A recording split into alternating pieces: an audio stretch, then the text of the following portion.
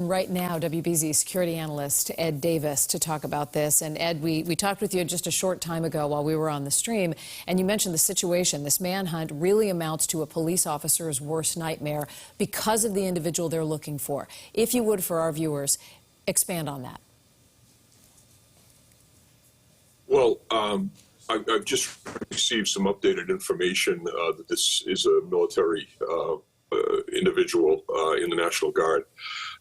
So all of the things that I spoke about, the fact that he is experienced in using firearms, that's a long rifle, it might be an M4, the type that a military a soldier would carry. He's been trained in tactics, and these guns are lethal out to hundreds of yards. So I would be very interested to hear where the vehicle was located. If he's made it into the woods, that complicates things at night. The officers up there probably won't have night vision equipment readily available to them. So they'll try to lock down an area and wait for daybreak to conduct a hard search of the ground there. Now, he may be in a populated area. I'm not sure. I know he has ties in southern Maine, from what I'm hearing from police sources. So they're searching really hard for him, and I'm sure that everybody in Massachusetts, New Hampshire, Maine will be rolling towards this to assist law enforcement in Maine to try to take this guy, take him down and neutralize the threat. And Ed, obviously you have, sadly, a lot of experience with a pursuit like this. We all know what happened around here, of course, back in 2013. The lookout for the marathon bombing suspects in the middle of the night in Watertown, knowing that they were heavily armed. A situation here where you also have an individual who, in your words, is deranged, out and about. And if you can, tell us about sort of how this sort of unfolds now. The next couple of hours, you're saying they're sort of waiting for daybreak. How do you even pass those hours knowing that there's the possibility that he is on the move, and to know that the danger is not over yet? Right, so they'll be dealing with a logistics problem. There's a very sophisticated national incident management system that I spoke about earlier.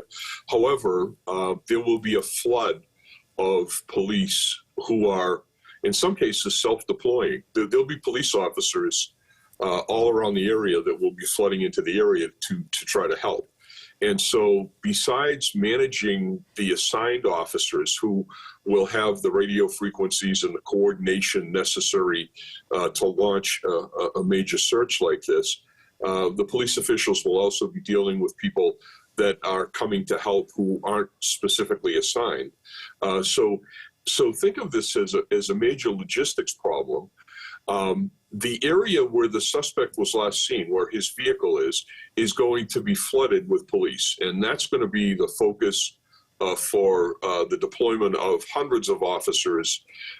It's going to be critical for the people on the ground. And I remember this very well in Watertown, setting up sectors and coordinating perimeters so that you try to get the person in a particular area, like we saw in Pennsylvania recently, so that they can't escape a hard perimeter.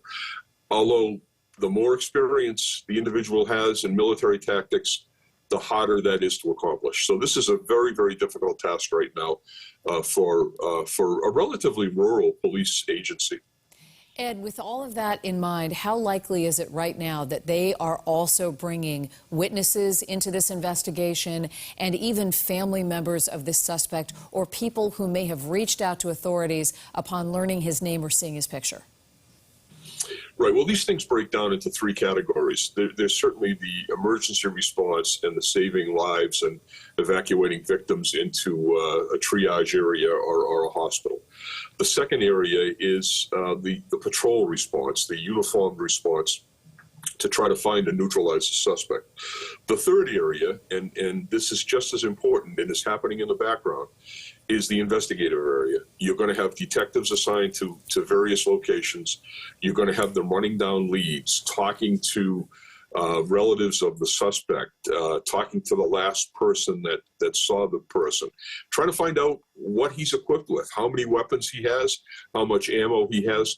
All of these questions are extremely important, and they will lead to indications of where that suspect is going to go. So you'll want to try to get to where he's headed before he gets there and be waiting for him.